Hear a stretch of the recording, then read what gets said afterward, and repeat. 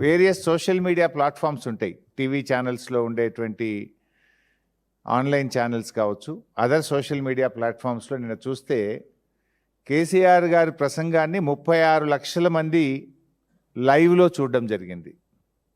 రేవంత్ రెడ్డి గారి ప్రసంగాన్ని కేవలం 4 లక్షల మంది మాత్రమే లైవ్లో చూసినారు.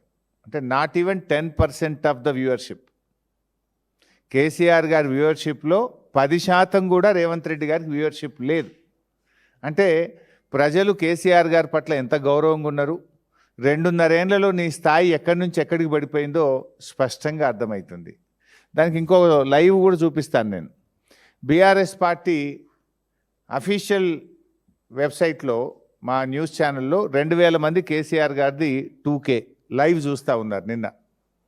అదేవిధంగా రేవంత్ రెడ్డి గారు చూస్తే ఇది కాంగ్రెస్ పార్టీ అఫీషియల్ వెబ్సైటు, 54 మంది చూస్తున్నారు. ఎక్కడ 54, ఎక్కడ 2000, అది 54, ఇది 2000.